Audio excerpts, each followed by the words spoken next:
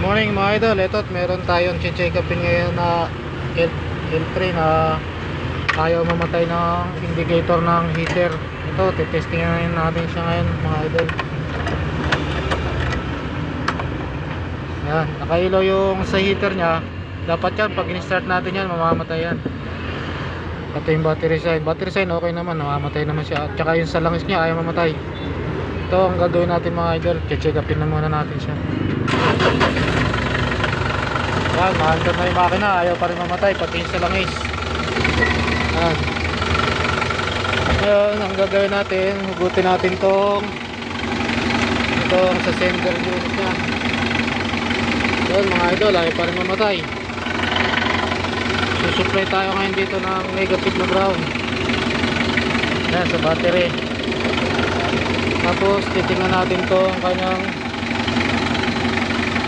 sa may temperature socket sender.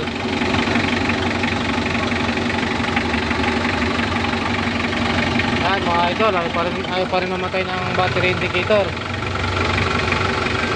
Ngayon, ang pupuntahan natin dyan ang pinaka module nya. Baka may problema yung module. Ayan, kaya mga idol, ayaw pa rin mamatay. Ngayon, kakalasin natin yung tatanggalin natin yung terminal nung sa lakas nya. Ayan, tingnan natin kung mawawala siya. So, punta tayo dito sa ilalim. Huhugutin natin tong sa sender. Ayan, inugot natin yung sa temperature sender nya. Ito mga idol.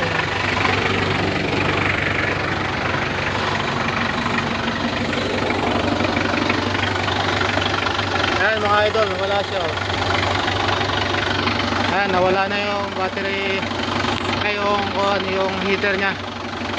Ayan mga idol, yun ang papalitan natin, yung pinakakuha nya, pinaka oil sender unit. Yun ang may problema, kaya nakailo lagi yung heater nya. Ito mga idol, papalitan natin na ito. Ayan, ito para sa automatic ng kanyang heater. Ayan, ito papalitan natin yan para mag automatic ang kanyang heater. Tapos yung isa sa langis tatanggalin din natin para mawala din yung battery indicator nya dito. Ayan, papalitan din natin yan, oil sender nya na yan. Ayan, ayan siya mga idol.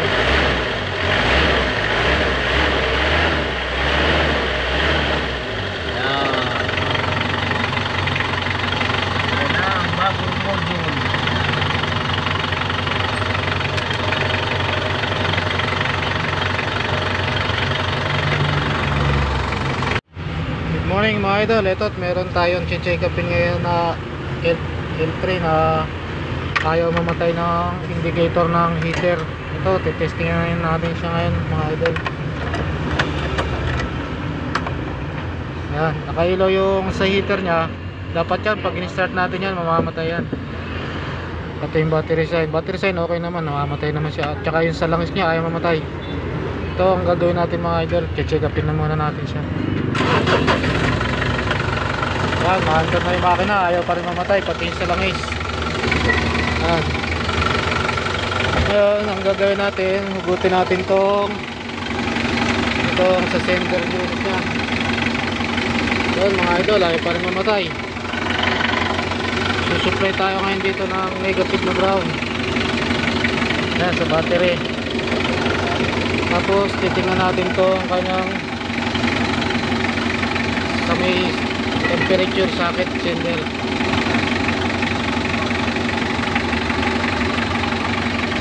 Yan mga idol, ayaw pa rin mamatay ng battery indicator. Ngayon, ang pupuntahan natin dyan ang pinaka module nya. Baka may problema yung module. Ayan, kaya mga idol, ayaw pa rin mamatay. Ngayon, kakalasin natin yung tatanggalin natin yung terminal nung sa lakas nya. Ayan, tingnan natin kung mawawala siya.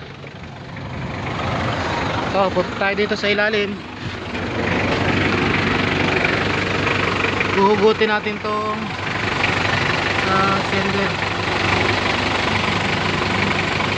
Ayan, Inugot natin yung sa temperature sender niya. Ito mga idol, yan.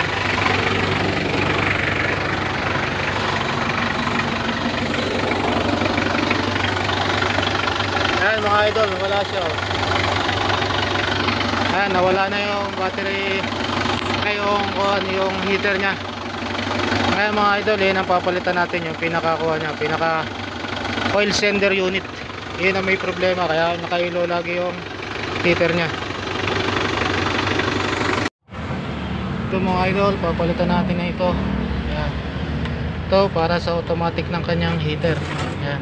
Ito papalitan natin yan para mag automatic ang kanyang heater. Tapos yung isa sa langis tatanggalin din natin para mawala din yung battery indicator nya dito. Ayan, papalitan din natin yan, oil sender nya na yan. Ito, papalitan natin ito para mawala yung indicator nya. Ayan, napalitan na natin siya mga idol. Ito na mga idol, testing na natin. Ayan, nakailaw na.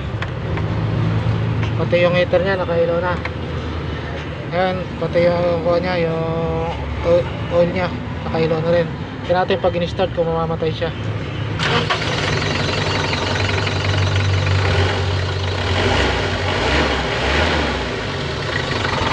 Ayan mga idol, namatay na, oh. Ayan mga idol, namatay na pati yung kuha nya, yung sa heater nya. Ayan, oh, i-on natin. Tapos start.